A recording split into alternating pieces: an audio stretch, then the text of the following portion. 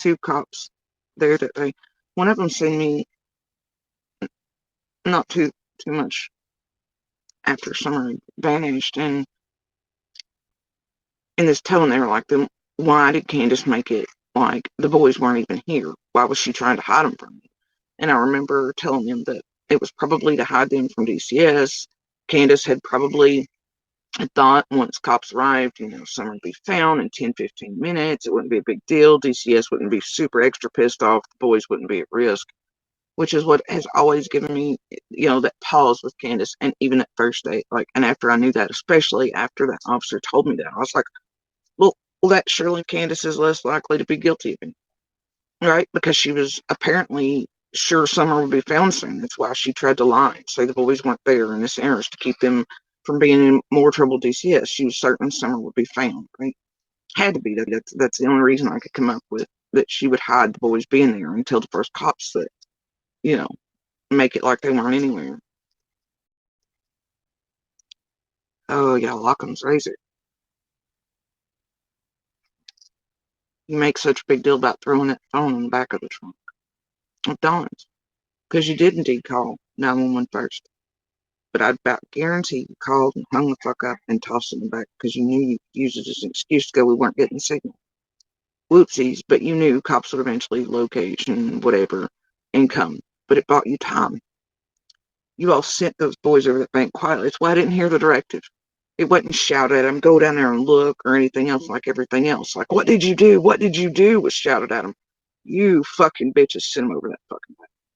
You know why? They were supposed to be waiting on Dawn. That's why. Bet me. That's why Don makes his way down there and pulls all the way in. And all the videos he does, he never actually stops at the shed and pulls in there. He always goes further. And he says at first he went to the creek. There are pieces very early that says he pulled to the creek. He knew because Candace was coming down the fucking driveway on that phone with him, louder than shit. And on that phone, she told him the boys were down there and were supposed to be meeting him down there. That way they could say the boys weren't at home all day long. They were with him at work. Y'all remember very early on how it said the boys weren't even there at the time. They had tried to tell him that they were with him at work, this and the other. And I think they tried that to a certain degree. But I'd say the same cop that had pulled into Simpson and had eyes on myself when the boys stood up definitely had eyes on the boys as I was talking to them. Ruined all that somewhere along the way would be my guess. But very early on, it was said the boys weren't even there. They were done. Because guarantee it was the first stories given out, or tried to be, because they thought cops probably hadn't seen the boys. You don't know why? Because they were told to hunker down and wait on Dawn at that fucking spot. So he could pull in and grab them real quick, and then pull in like they had been with him at work, instead of left home.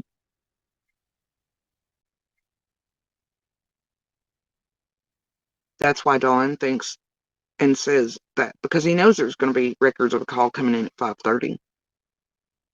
That's why he has to keep wavering back and forth. Well, I thought the call was at 5:30 and playing stupid. Well, I don't know. Because there was a call to his fucking phone. Those boys were waiting on Dawn. He knew he was supposed to pick them up there, but when Dawn pulls in and he sees at least the other neighbor that's with me, I'm in the creek though.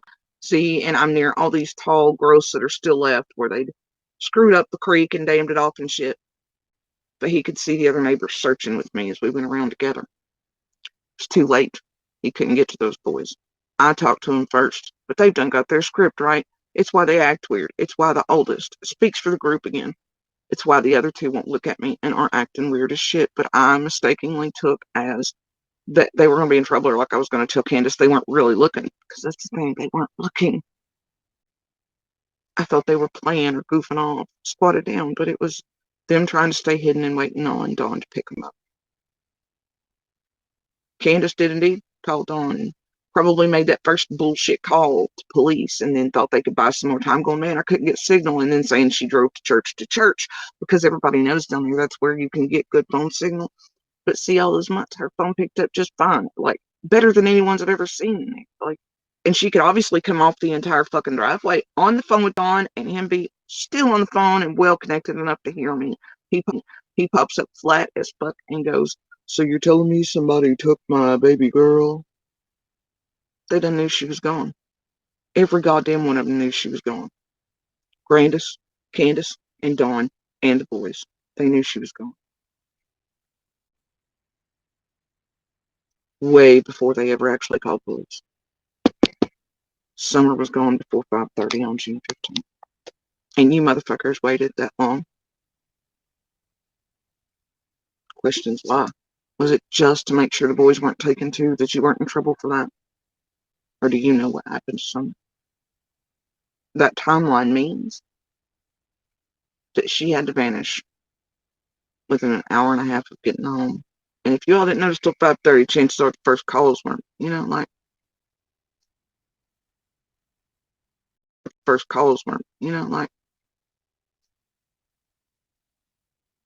that means that Scream's more likely, right, to be connected. The red flash going up the goddamn driveway we seen that later on didn't match the color of the Subaru, and the goddamn slamming door.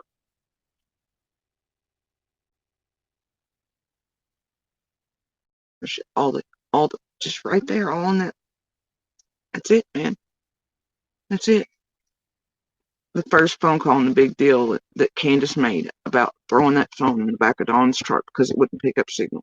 She attempted to call 911 behind it. That way they could maybe, do the location tracking services, etc. It'd take them a while to get there. She could feign no signal. She could later on say she was zooming looking for Summer. But see, I know the first thing she does is not looking for Summer. She goes everywhere else telling everybody 93 different stories. There's Summer and going up and down the goddamn road. She never even gets out, man.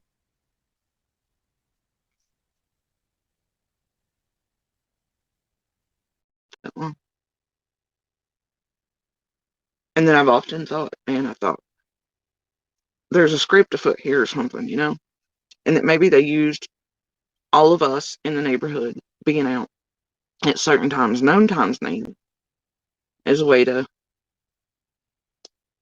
have like witnesses, right? Like on purpose. But that day, Andy was late. Other neighbors were like they were supposed to be in Saturday. I never could make it quite fit. And I don't think it's about that now, right? It was just as simple as having to wait long enough for Dawn to leave work to get there to pick up those boys, to get their own shit together and their own shit straight.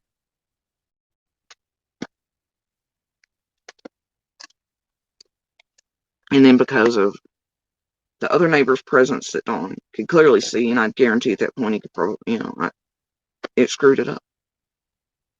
But I could see that. So he never got contacted. And if he did make contact anyway with the boys, as I was paying attention to the creek or anything else, that's also a problem. It would mean that he had contact them in order to be telling them what to say or do or to follow a script. Anyway. That's why they separated everybody. That's why Dawn wasn't supposed to be talking to the oldest, but made a beeline for him after they were finally able to visit last year.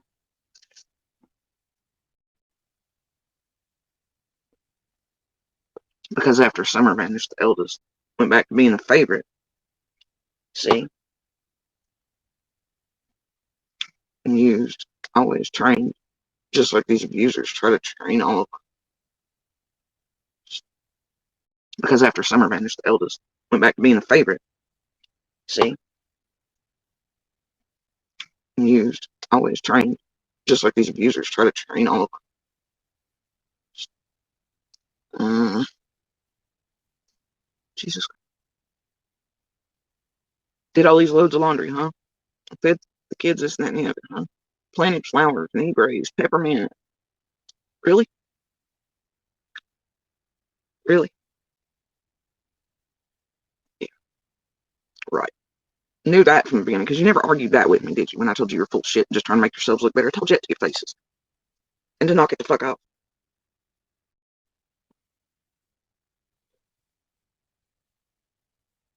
Here's the thing about polygraph tests, guys.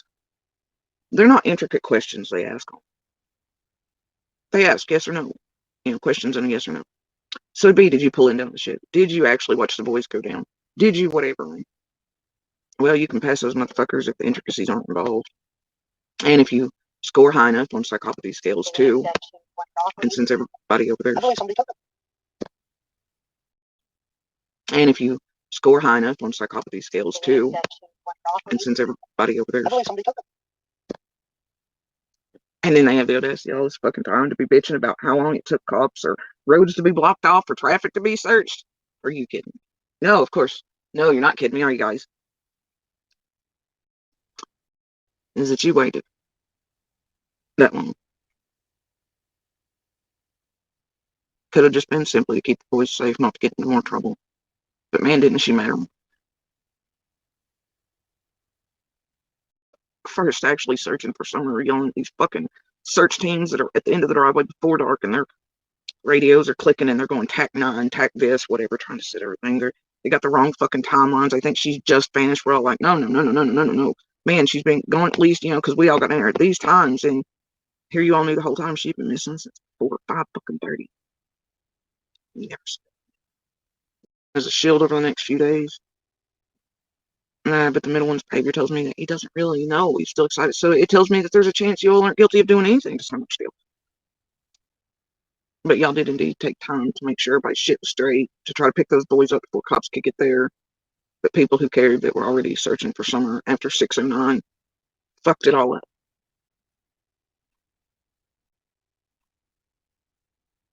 You tried to buy time with that first phone call because we all know signal there. That's why the big deal is made, why it's even mentioned, right? Because you want to make sure that's out there. Oh, I couldn't get signal on this phone, so I tried to use it, but then I dumped it in the back of Donnie's truck, and then I got Mom's, right? Well, you could later on, when Dawn later on, I guess, gets hold of law enforcement first, when he's getting close enough to the house, he thinks he'll beat law enforcement there. What he didn't bank on was not beating the rest of us there. So somewhere between, 3:20 max, that Candace and Candace and Summer, I get home on Benio. 5:30. Summer vanished. I hear what I assume to be what my brain tells me is a Suburban slamming up the fucking driveway at 5:30. But I didn't hear it go down. I only heard it go up. But then later on, I see Candace, and she's in Candace's vehicle. And when Dawn finally comes in, he's in the Subaru, which confuses the shit out of me, because earlier, I and my eldest went out, and we seen the flash of red go up the driveway, and he just tells me, I was like, who was that? And he was like, it's just the neighbors, Mom. But I knew the traction wasn't right. I knew the shit wasn't right on its why I even bothered to ask. Otherwise, I wouldn't ask. And then it's not got clear coat, and it's dusty or something wrong with it. And then later on, when Dawn shows up, right? Andy shows up, Monster shows up, Dawn shows up, cops, hold on. Everything's colliding at once. And there's Dawn showing up in the Subaru, and it is so pristine, so shiny, so candy apple red, just clean as a fucking whistle. I'm like, holy shit. And, well, the red up the apple red, just clean as a fucking whistle. I'm like, holy shit. And, well, the red up I'm so confused and lost. I know the time between the slam of that fucking door and the scream or whatever the kids and I heard that day. The first reaction is, no, it's so fucking wrong. I try to dismiss it any way I can. I'm like, man, it's one of the tree cutters who cut out early that day. But I was like, man, they've kicked one of Candace and them's dogs because they got too close to air, right? But I knew better. I knew it wasn't a dog. I knew it wasn't any of that. But my brain was trying anyway, all it could, to explain it away. Anyway. And I knew it had been such a lengthy amount of time. There was no way that a straggler from the woodcutters or brush cutters was behind it there. Because I tried to fit those things together. The slam, my brain,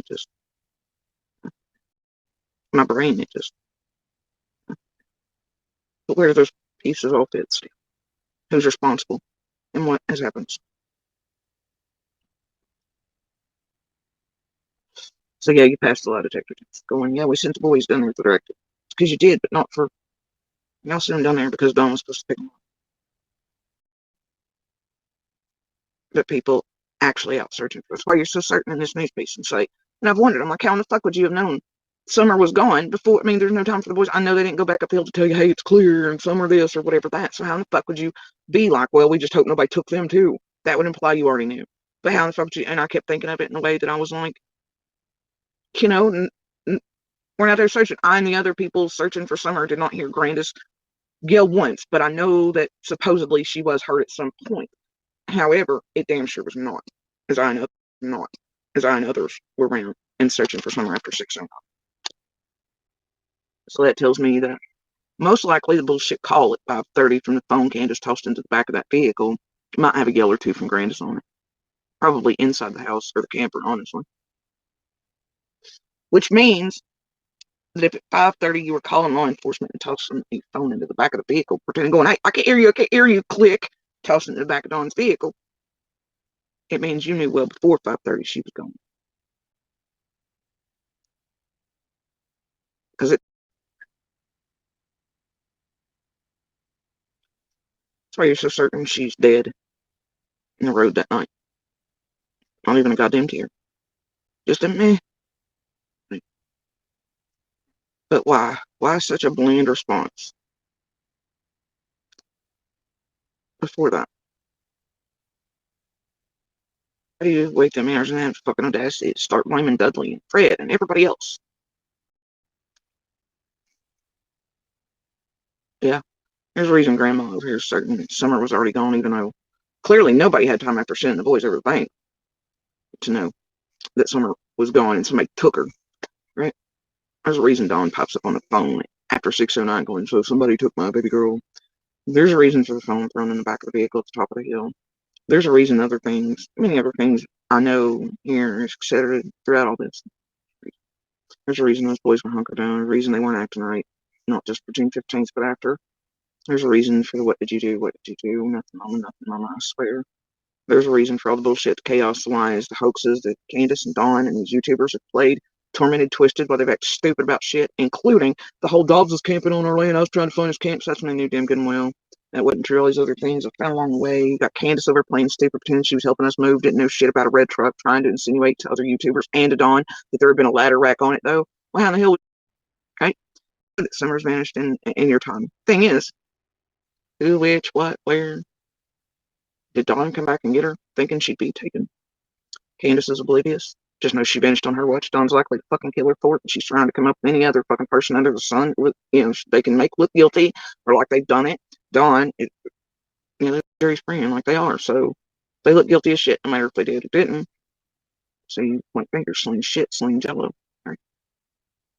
Anybody else except some way, even it's scripted. In a way, because they already knew. They already knew she was gone at 5:30. So whatever search happened for Summer to let them know she was gone, that heralded the call to Ellie and Dawn, whatever. And it was done a lot quieter.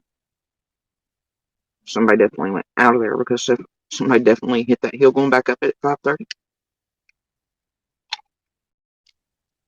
And then 6:09 plus, as people screaming, and as the children and Candace come towards the top of the bank, so, as Candace screaming at him, "What did you do? What did you do?" Nothing. Nothing. I swear to God, those fucking words and sound will haunt me until the day I got in. Much like the thing is, I've heard Candace yell for Summer before and her not answer at least one other time.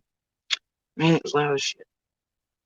So I was none of that happening between 3:20